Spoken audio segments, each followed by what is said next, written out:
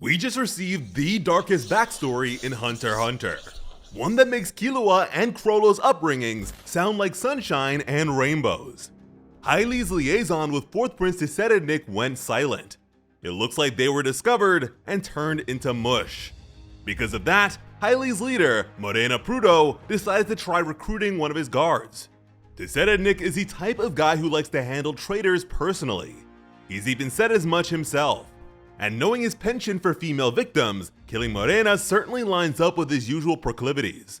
But these are unusual times. He is in the midst of the succession war against his cunning siblings, so it's hard for Hyli to accurately anticipate when he'll make his move. There's also the fact that he's been dedicating most of his time to mastering Nen, but that's not information they currently possess. To keep a closer eye on him, the plan is for Morena to infect one of his soldiers with her Nen ability, Contagion. Saddam, a level 31 manipulator, will be paired up with Dogman, a level 62 enhancer, to find such a person. The death of 9th Prince Halkenberg and his subsequent funeral procession proved to be a golden opportunity. With such a large crowd, Dogman will be able to make the most out of his Nen ability. He can smell a person's Nen type from 16 feet away, how proficient they are with Nen from 6 feet away, and discern their identity with certainty by sniffing their head. Dogman was only level 36 when he was first given this task, so he's grinded up 26 levels since then.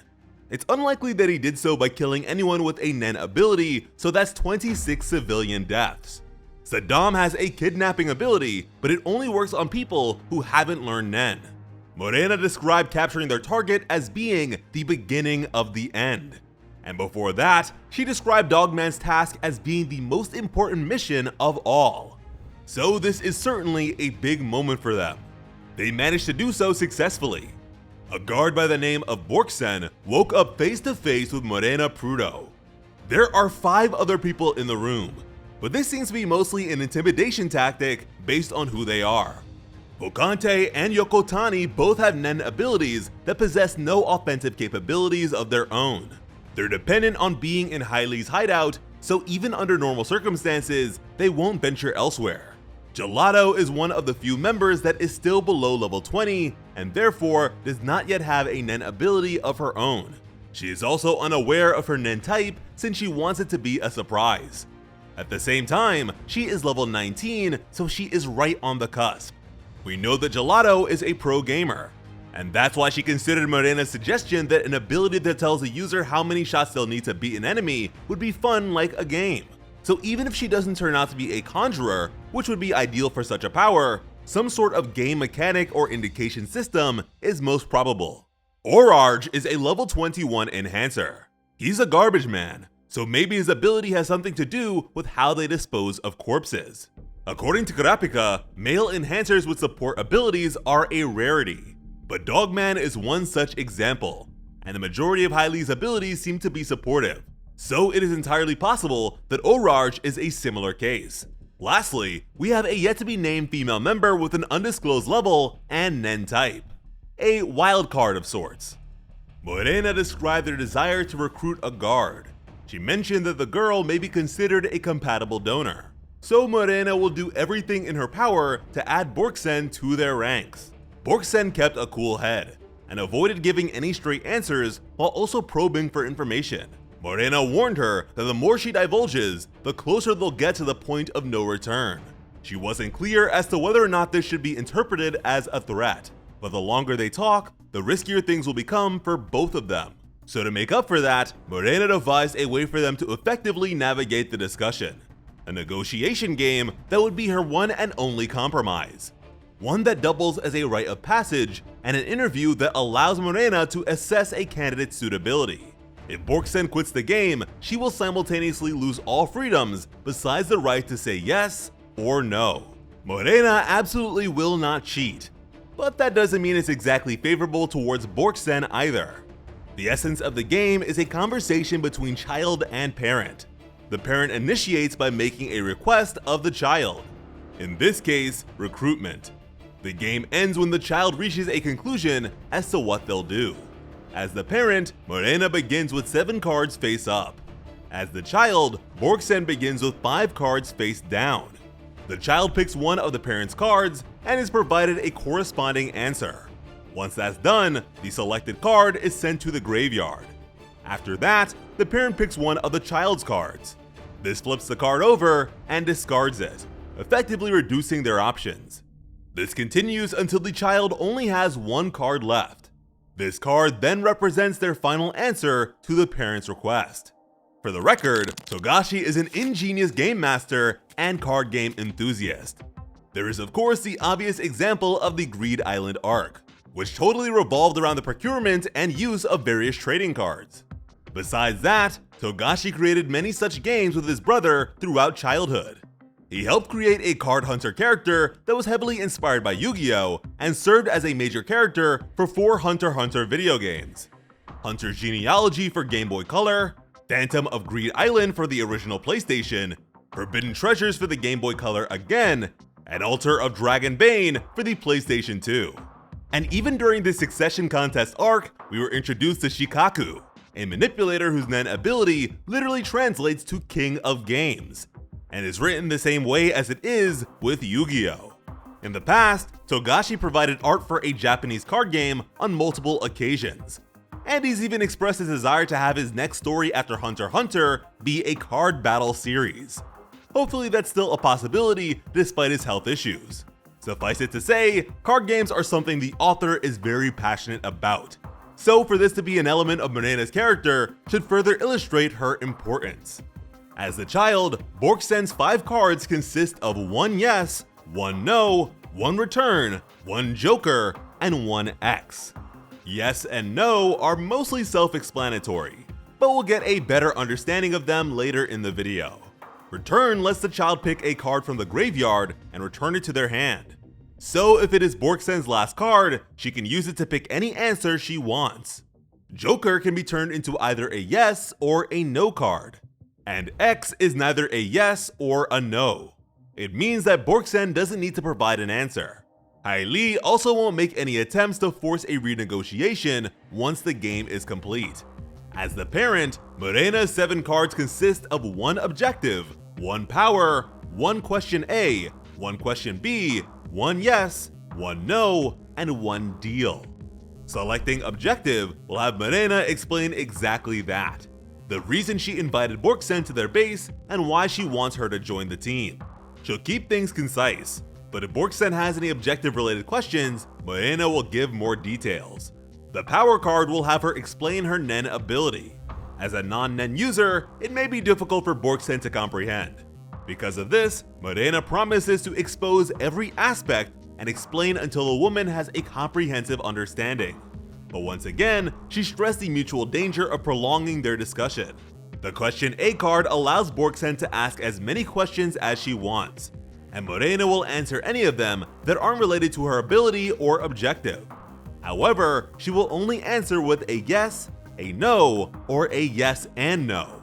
Question B is a supplementary card that should be used 1 turn after question A. It'll make Morena give a more in-depth explanation of the final question asked during the question A turn. The parents' yes and no cards explain what'll happen if the child is left with either yes or no as their final card. Finally, the deal card allows the child to retrieve a card from the graveyard in exchange for fulfilling a small request.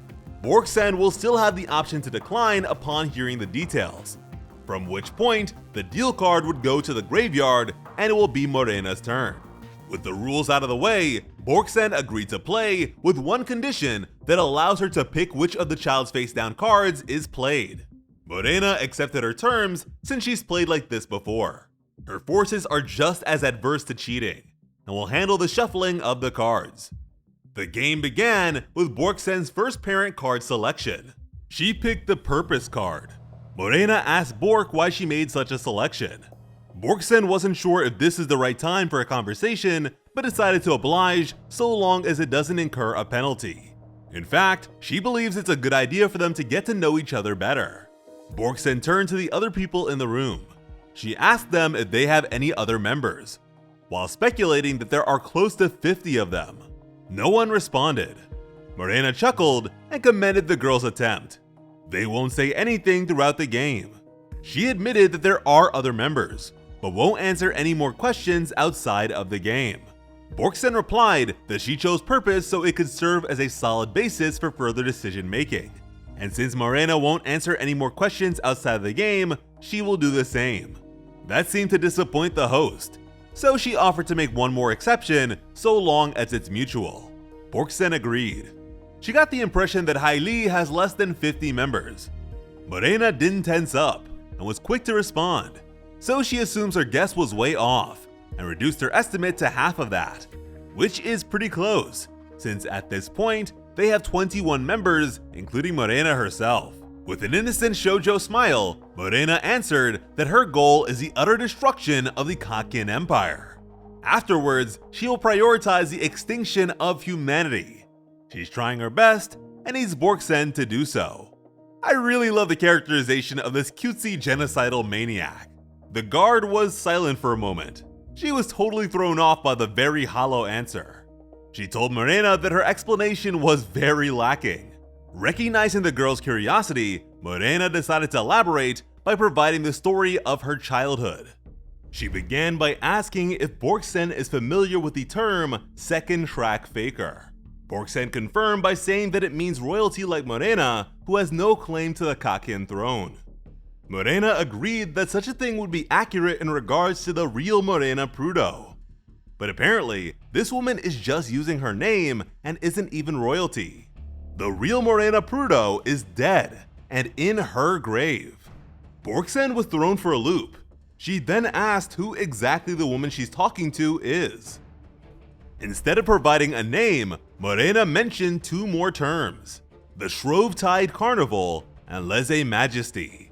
Borksen paused with realization.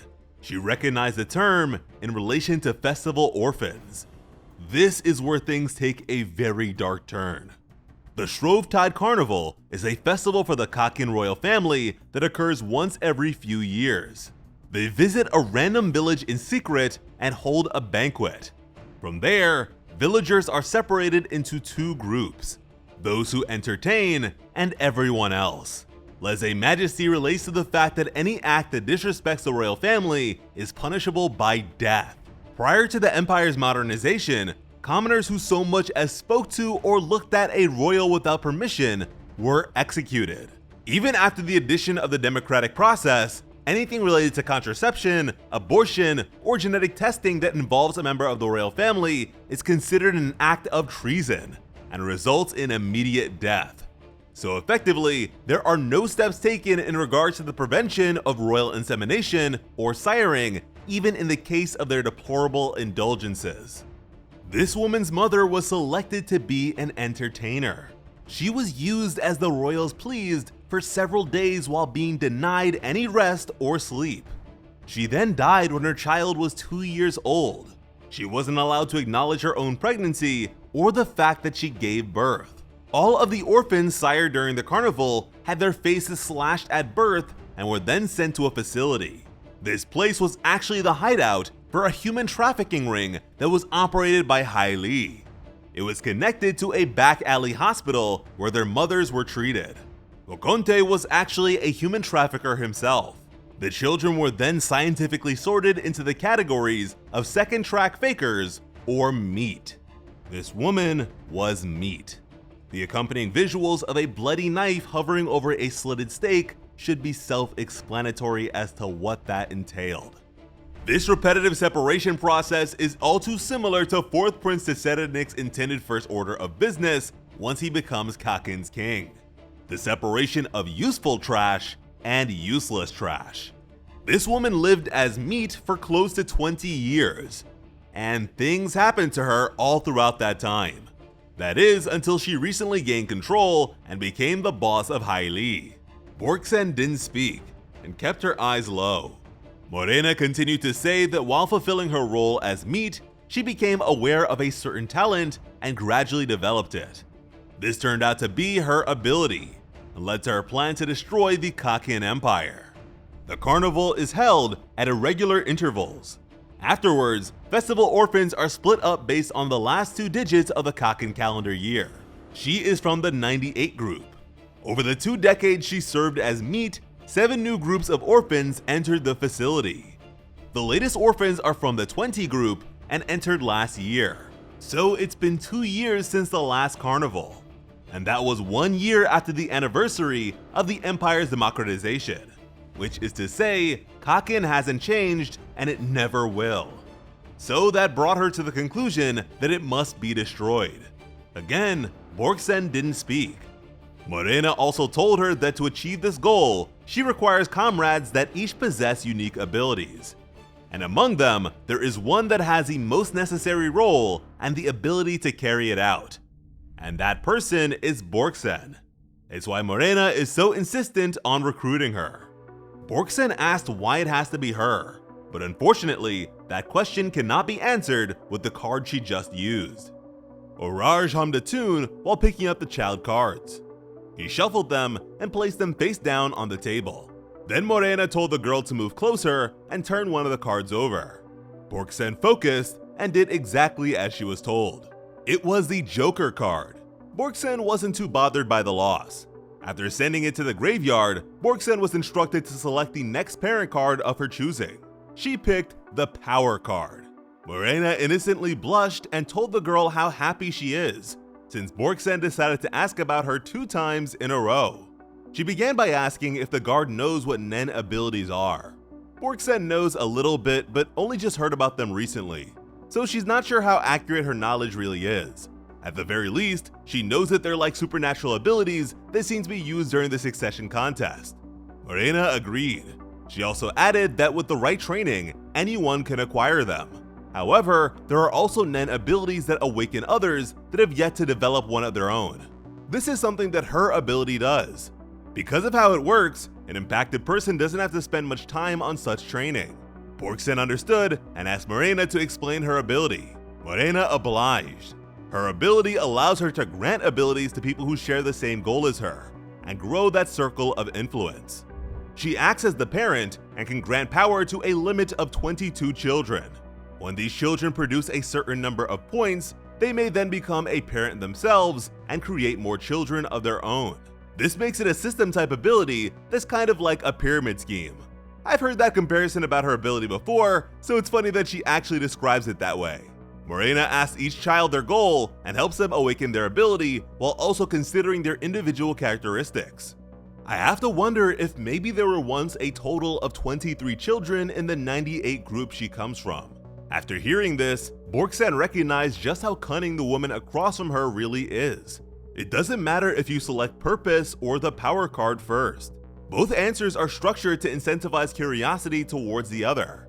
Unlike the rest of her group, honestly, Borgsen herself doesn't really care about duty, responsibility, or national defense all that much. But although she doesn't have much attachment to the Kaken Empire, the loss of it would still be troublesome to her. Simply having the daily life and uneventful future she expects be suddenly disrupted by another person's grand plan is an unpleasant nuisance. She spent her earliest years at a military prep school. It taught her that her mission is to keep the country safe. But she also thought to herself that as long as war doesn't occur before she dies, that's good enough. And by sheer luck, she was just good enough to make it to the Senior Officers Academy. Just listening to hit songs from enemy lands was punishable by death. But they were still taught about the untouchable outside world in high school, even though the information was a few months behind. They learned that Kaken has the worst flood control in the world, yet they also have the highest production rate of parts for objects that fly into the stratosphere and lead the world in information processing. In such a country, Borgsen expected to live a modest and uneventful life. She would have probably become a teacher at a secluded military school, or one of many secretaries to the Deputy Director of General Affairs at the National Defense Agency. And that's why all of this is so bothersome. After Beyond Netero's declaration of their country's venture into new lands, their seemingly peaceful future suddenly became very uncertain. And now, there are a bunch of people with supernatural powers, and even a plot to end humanity. She asked if each member doesn't have the same goal of destroying the Kaken Empire. Morena replied that the main goal they all share is killing people, whether directly or indirectly. They each have their own reasons, circumstances, targets, and number of victims. Those are their own small goals. Borgsen can sympathize with the woman's horrific upbringing, but if there was ever someone she wanted to go away, she herself would not resort to murder of all things. She's grateful for Morena's honesty, but has now realized that she can't empathize with her goal at all. With all this in mind, Borksen has resolved herself to return to her mundane life at all costs. And to me, that means she can go either way. It just comes down to whatever side may pose the biggest immediate danger to her. And considering the fact that Kaken's king views everyone on the ship to be sacrificial pawns for the next king, Hailey is looking like her best bet right now. Morena also added that Nen abilities are greatly influenced by a person's personality and state of mind. Borksen inquired about that further. She wanted to know how Morena can know that her unawakened ability is important when they hardly even know each other. She questioned if it's just a negotiation tactic to make her believe she's more important or unique than she really is, while obscuring her true intentions. Morena responded by telling her that she is a specialist. As we of course know, Nen abilities are split into 6 categories, and the rarest of them all is what Borksen is, a specialist. Dogman was able to sniff out this information. During the funeral, he was swarmed by fans, since he's a famous professional wrestler. He's still searching for more unawakened specialists on the ship. Based on her own research, Morena believes that the ratio for specialists is about 1 in 3,000. So although such users are relatively rare, with the Black Whale, which was built to hold 200,000 people, there must be at least 50 to 60 more unawakened specialists on board. Ergo, finding someone among them that shares their goal would be ideal. They do not need to settle for Borksen. In fact, Dogman has already run into more than one awakened specialist already. One such person was Crollo, the leader of the Phantom Troop, since he was also present for the funeral. The fact that there are even more specialists on the lower level of the ship that are properly awakened is very interesting. These available choices are why elongating their negotiation is dangerous for Borksen. With that, Morena was done explaining her ability. But Borksen still wanted to know more about specialization. More specifically, what sort of ability Morena would want her to have. The boss pointed to the fact that such a question is more relevant to yes and no cards. She conceded and responded that specialization is just very convenient. The other categories have practical limitations that specialists just don't have. If there is a downside, it's the fact that because they lack such weaknesses, a specialist may end up mastering a different Nen category without realizing that they're really a specialist, and later regret it. If a person actually knows that they're a specialist, they can go for challenging hybrid techniques that require the mastery of more than one category to manifest or use at a high level. They can additionally create truly unique abilities that don't belong to any category at all. Morena added the fact that she herself is also a specialist. Her ability is a unique, high-level hybrid technique that combines elements from all other categories. Aside from the inferences to be made from what we knew about her ability before this, Morena being a specialist was also teased by Nobunaga's assessment of the wall within Hailey's hideout. Morena does have specific desires related to Borksen's ability, but she won't divulge that without the selection of an appropriate card. If Borksen picks the yes card, Morena will tell her what ability she wants her to have. They moved on to the next turn. Oraj shuffled the cards again. Borksen knows that regardless of whatever card she picks, her number of options remains the same. Aside from the question A card, it seems like Morena will be very reasonable about answering, even if the related card has already been sent to the graveyard. It's always best to have as much information as possible, but the risk of time is just as important here. Borksen picked her next child card. It was the yes card. Morena gasped. It's only the second card, and Borksen has already decided not to join them. Borksen took stock of all the reactions in the room. Even the members looked disappointed. So if nothing else, it seems like they haven't seen any cheating in the past.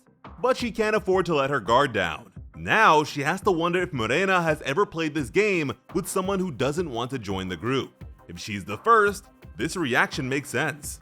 Morena accepted the reality and decided to do her best until the end. After all, there's still quite a difference between the no and X cards.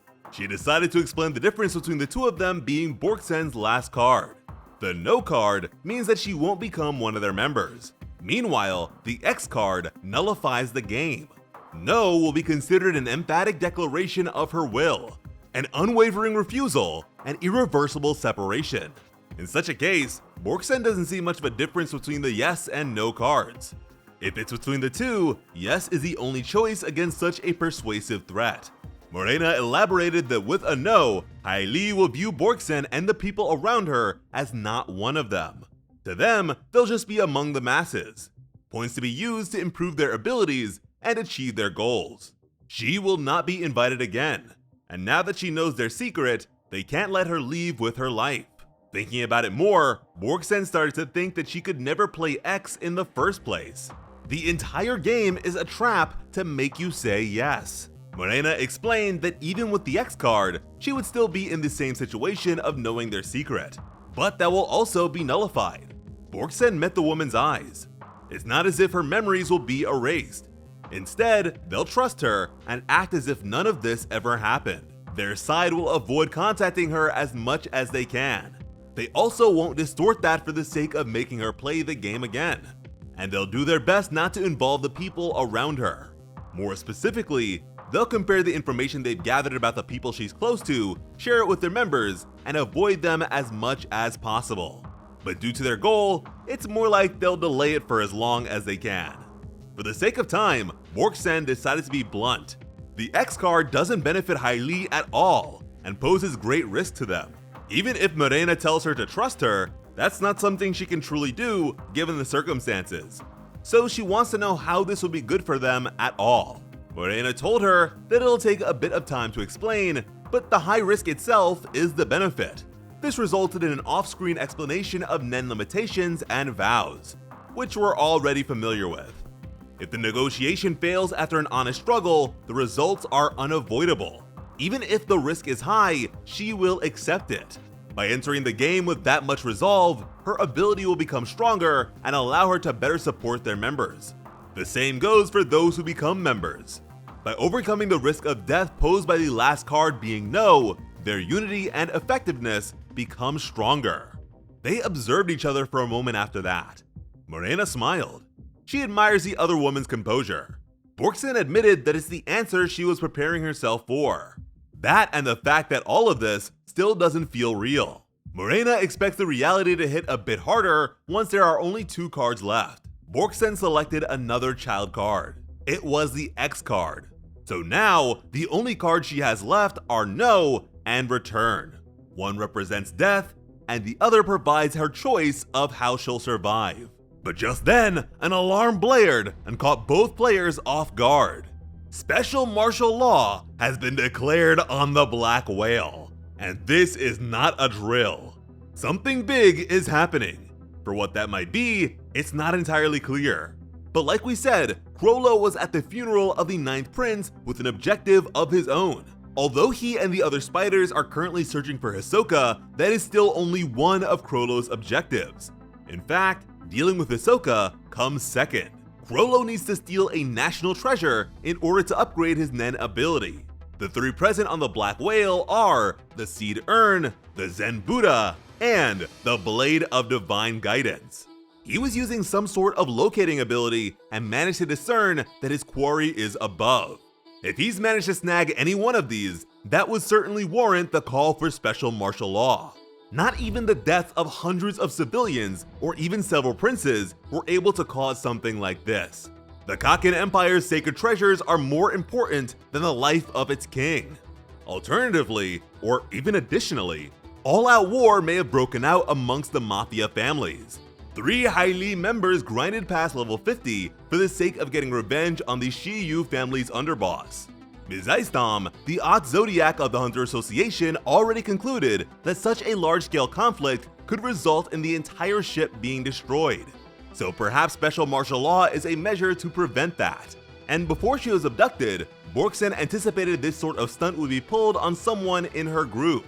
She came up with a contingency, but also told them not to go after whoever was taken. Her friends decided to wait until the end of their shift before deciding what they'll do. Whatever the case, exciting things are happening.